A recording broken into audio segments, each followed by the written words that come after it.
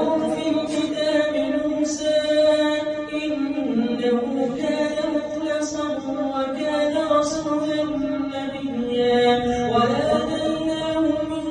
جانب الطور الأيمن وقربناه نجيا ووهبنا له من رحمتنا